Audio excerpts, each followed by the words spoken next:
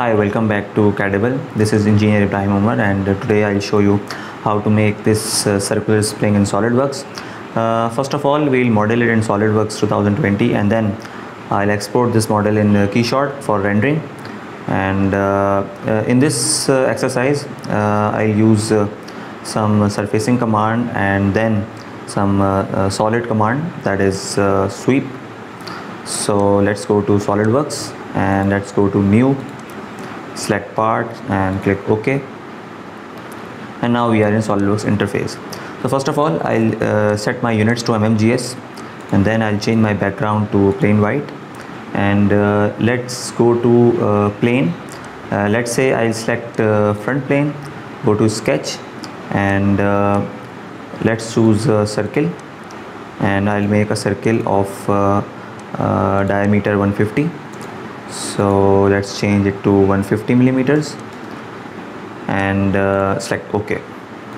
Next is I'll select the right plane, which will be perpendicular to this front plane.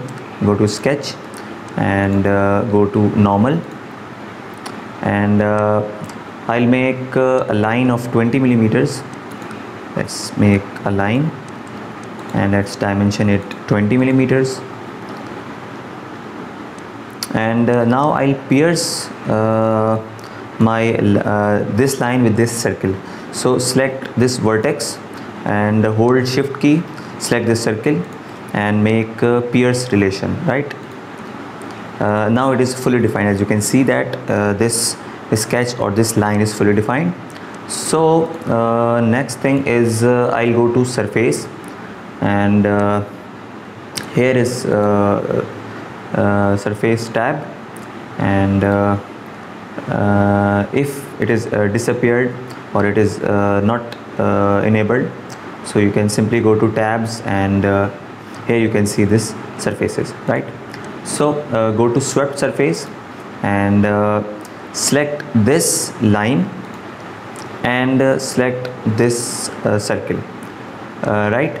And go to options, and yeah, it's fine, follow path, and let's change it to, let's say, twist, right? And let's change degrees to, let's say, revolutions, and let's say I'll change the direction. As you can see the preview, right? So let's change it to some 15 degrees, or let's say 18 degrees, right? And merge tangent faces and select OK. So I'll use these surfaces when I'll be applying 3D features or solid features, right? So it is surface because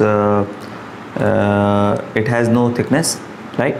So I'll go to features tab, and I'll select swept boss, and I'll select this profile. Let's change this to circular profile, right? Because I need a circular profile on this, let's say on this curve.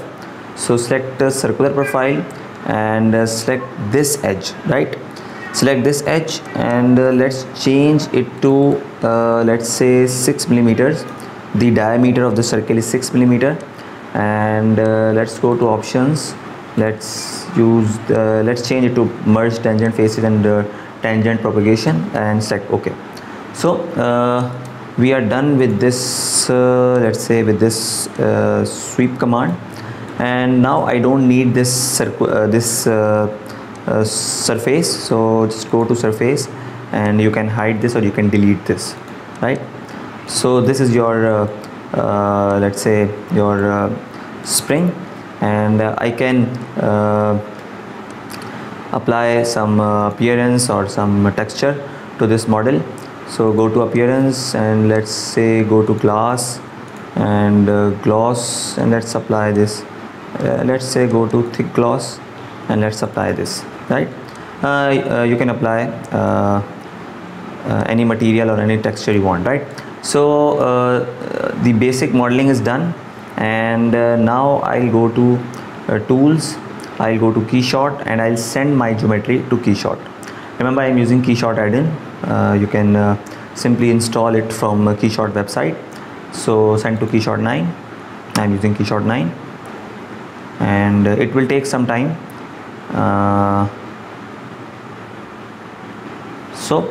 Keyshot 9 is almost ready, and just cancel it. Just cancel. In fact, it is loading the geometry. So this is my geometry, and let's say go to materials, and let's say first I'll go to environment and I'll disable ground shadows. Also I'll go to lighting, and let's say go to color, and I need let's say solid white background. Let's say I'll change my background to black. So let's go to, let's say, project. Let's go to environment, and let's go to lighting, and I'll change my background to, let's say, black. So go to ground, and in fact don't change the color of ground, just change the background to black. I think it will work for us. Just click OK, and just cancel this, right?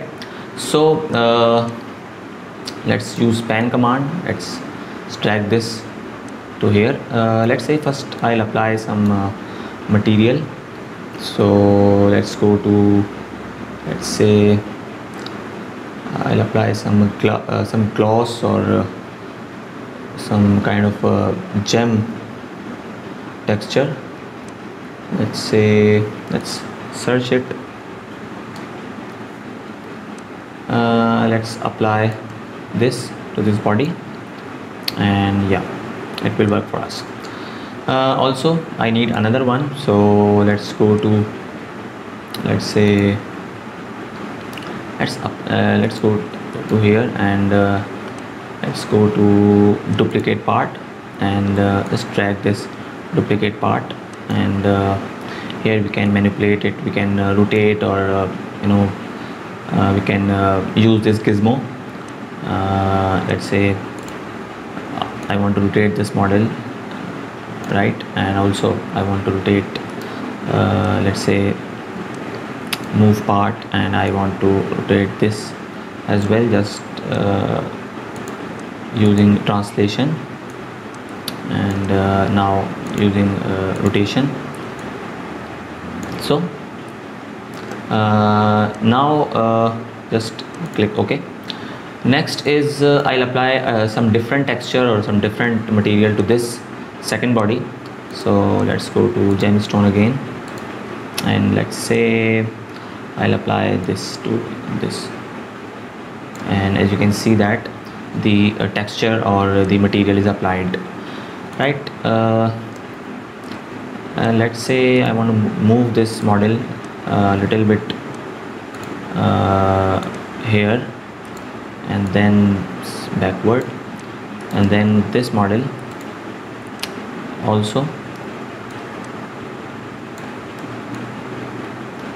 right? You can manipulate it as you want, right? So let's change the perspective view for better rendering option, and you can zoom it, and you can zoom out using scroll. And let's say I'll go to render, and go to render, and let's say the render settings are already 1280 by 720, and with the 10,000 dpi, which I mostly use. And options, you can let's say you can change this 50 samples to somewhat 512 or 1024, and here I'm using 50 samples, and let's say go to render and render. So it will take some time, as you can see from here that rendering calculations are going on, and 15 seconds with, let's say, 30 samples. So rendering is always a time-taking process. That's why I have only used 50 samples. So rendering is done, and that's it for today's tutorial. And I hope you like it, and if you have any questions regarding this tutorial or any other tutorial, you can ask in comment section. Thanks for watching, and please subscribe to our channel for more informative videos. Thank you.